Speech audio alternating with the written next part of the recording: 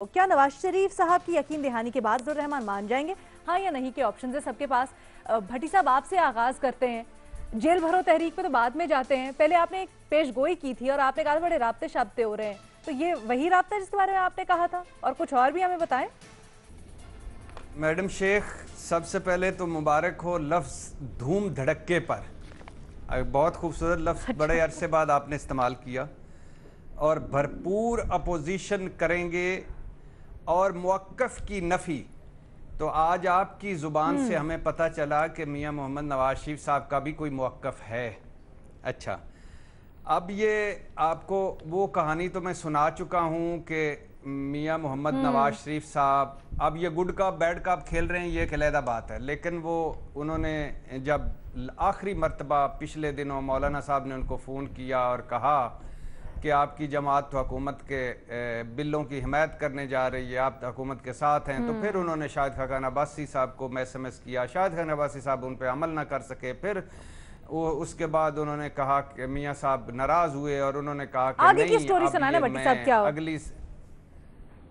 अब अगली सफ़ें पिछली और पिछली आगे कर दूंगा, शहबाज शरीफ साहब से अपोजिशन लीडरी ले लूँगा और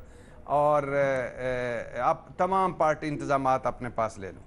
तो ये उसी कड़ी का एक है। असल में बुनियादी तौर पर इशू है मार्च में सेनेट इलेक्शन।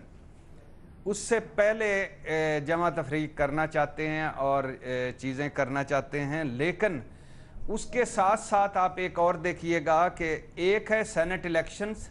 हुकूमत उस वक़्त तक किसी प्रॉब्लम के बगैर, किसी इत्तेहादी को टूटने के बगैर, किसी जमा तफरीक के बगैर वहाँ तक जाना चाहती है।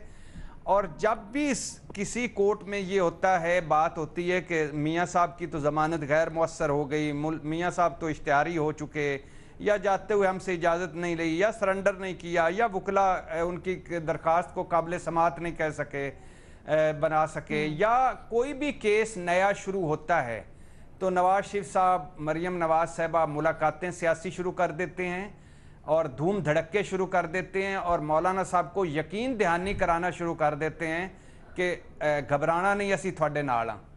लेकिन इस सारे धूम धड़क्के में से निकलता क्या है? चूम चड़क्का। चूम चड़क्के का आसान सा लफ्ज मतलब है कि पतली गली से निकल जाना, पिछले दरवाजे से निकल जाना। तो ये धूम धड़क्के बाजार धूम धड़क्का है, लेकिन अंदर से चूम चड़क्का है।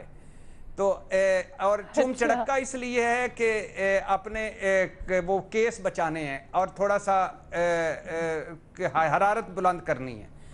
इन्होंने ना धूम धड़क्के वाले हैं नहीं और चूम चड़क्के वाले हैं, तो लिहाजा बेफिक्र हो जाएं। ये सारी बातें इत्जाज है। आप देखें कि जब मरियम नवाज साहबा ने प्रेस कॉन्फ्रेंस की, शहबाज शरीफ साहब लाहौर में नहीं आए और ख्वाजा साद रफीक साहब का कहना कि मोरूसी सियासत नहीं होनी चाहिए, और चौधरी एतजाज हसन का कहना कि मैंने बिलावल को समझा दिया है कि हाउस ऑफ शरीफ पर इतबार ना करना। जब भी सीटी बजेगी ये पीछे से निकल जाएंगे और गुड का पर बैड का, इस सारे को ज़हन में रखें। मौलाना साहब ने जो मशवरा दिया है ना, धड़क्का नहीं होने वाला, ठीक है, नहीं होने वाला।